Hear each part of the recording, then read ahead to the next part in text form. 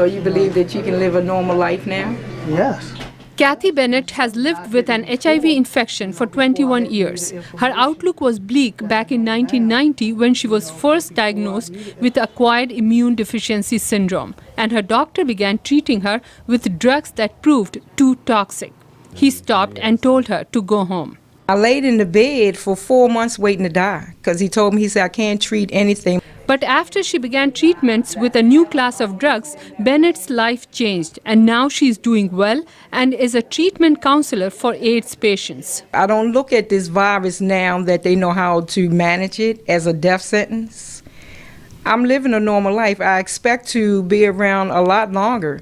Despite the availability of antiretroviral drug treatment, in 2009, about 2.6 million people were newly infected with HIV, and 1.8 million people died of AIDS. But 30 years ago, the medical community was full of pessimism. Dr. Anthony Fauci, then a physician trying to treat patients suffering with this new disease, vividly remembers those days. He is now director of National Institute of Infectious Diseases. We had no idea what that infectious disease was. And then in a very rapid succession, many people started getting really very sick and dying.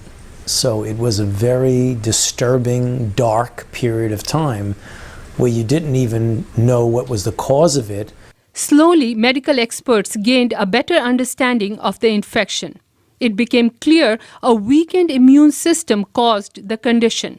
It also seemed to be sexually transmitted. Dr. Robert Gallo is the co-discoverer of the human immunodeficiency virus, HIV. It's not a moment. It's not a eureka. It's not like, oh, now I see that's the cause of AIDS.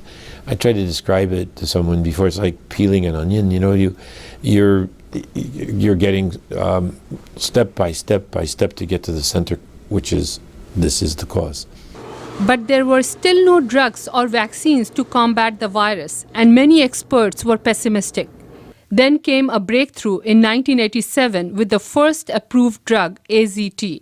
The virus could be dropped. You could measure it and see it go down, and even though the drug was toxic, the AIDS-related signs and symptoms were disappearing. So, wow.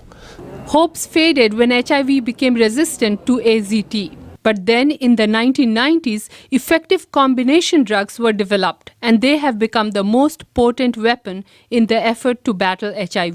The cocktail, as they called it, did we dramatically turn around the lives of HIV-infected individuals by giving them the opportunity to live essentially a normal life with good treatments. But AIDS patients say they continue to battle the social stigma attached to the disease. It was a lot of stigma then, and it's still a lot of stigma now. Beyond treatment, the other major challenge is checking the spread of HIV. The risk of transmission remains high among people under 30.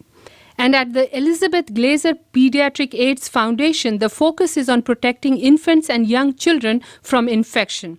Dr. R.J. Simons, the foundation's vice president, says progress has been made, especially in developing countries. Mothers who were identified as being HIV infected during their pregnancy could take a medication that could then prevent their baby from becoming HIV infected. But a UN health report says the fight against AIDS is far from won, and the costs are unsustainable. Next week at the United Nations, 30 heads of state will meet to review the considerable progress that's been made in combating AIDS and chart the future course of trying to treat it. Vidushi Sinha, VOA News, Washington.